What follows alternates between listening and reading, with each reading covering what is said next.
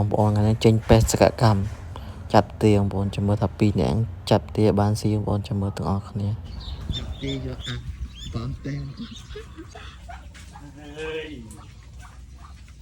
ចាំទាគឺស្អីវិញទា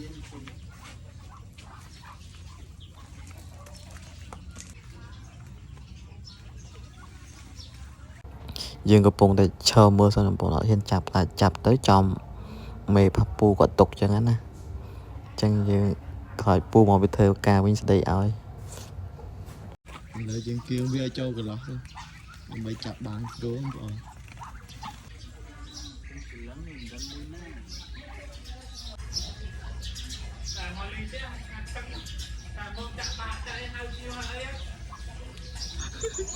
គាត់ចាក់អីតើមកពី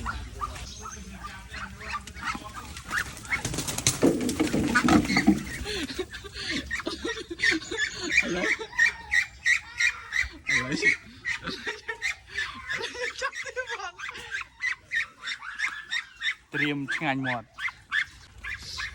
គឺម៉ែសិនតែដល់នេះម៉ែហ្នឹងម៉ែអ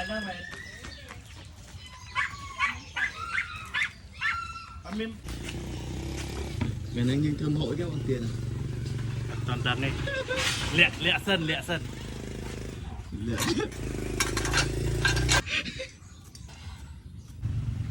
យើងចិត្តជើងទុកឲ្យបងឥឡូវនេះយើងសម្រាប់ចិត្តថាឆាបងអត់យកទៅងំងើយទេឆាបានខ្លាំងមួយឆាវាធ្វើមួយសាច់ខ្លាំងបាទឥឡូវបងគាត់ឧបត្ថម្ភមុនមួយទៀតហ្នឹងបងបាទឥឡូវយើងបែងចែកជាពីរមុខម្ហូបបងប្អូនយើងអាំងមួយយើងឆាគ្រឿងមួយបងប្អូនកាន់តែអែមទៀតហើយឥឡូវយើងកំពុងតែពិចារណាគ្នាថាគួរទុកមួយស្អែកឬក៏ប្រហោយថ្ងៃហ្នឹងទាំងអស់ហ្មងឥឡូវក៏សម្រេចចិត្តថាស៊ីទាំងអស់ហ្មងស្អែកចាំស៊ីប្រហុកឥឡូវដល់វគ្គបោចមាន់បងប្អូនម្ចាស់មាន់បោចមាន់ហើយម្ចាស់ទាគេបោចទាទៅហើយខ្ញុំវិញនេះគ្មានបានប្រយោជន៍ទេបងប្អូនអើយគួយចាំទៅស៊ីហ្នឹងឥឡូវបងគាត់បញ្ចេញថ្វាយដៃហើយកាប់មាន់យកទៅឆាបងប្អូនហើយទាឥឡូវយើងបោចហើយយើងរកនៅសល់រោមតិចៗបងដើម្បីយកអាំងវាបងអញ្ចឹងណាបងប្អូនឥឡូវហ្នឹងទាយើងគឺថាយកមកប្រឡាក់បងប្អូនប្រឡាក់គ្រឿងហើយយើងយកទៅអាំងណាទំនងតែបងប្អូនបាទអង្គុយអត់ប្រយោជន៍មួយថ្ងៃឥឡូវគេឲ្យបុកគ្រឿងបងប្អូនតែយើងបានបញ្ចេញថ្វាយដៃគេដែរជមើលថាស៊ីកាត់អត់នេះឥឡូវបងគាត់បញ្ចេញថ្វាយដៃមើលទៅដៃជាតិចេះម៉ែ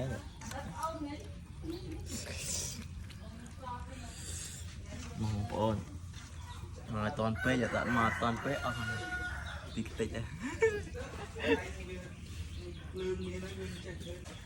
ស្អីវិញអាចទៅបានដែរបាច់ទៅហូបឥឡូវទាហ្នឹងយើងយកមកអាំងបងវាចិត្តឆ្អិនណាបងណាចិត្តបានឆ្ងាញ់ហើយមាន់យើងយកមកឆាគ្រឿងបងហើយឥឡូវយើងបន្តលាបគ្រឿងវាពីលើបងអាគ្រឿងយើងសល់ពីប្រឡាក់ហ្នឹងយើងយកមកលាបវាតិចៗមកដើម្បីឲ្យវាមានរសជាតិកាន់តែឆ្ងាញ់ណាបងប្អូន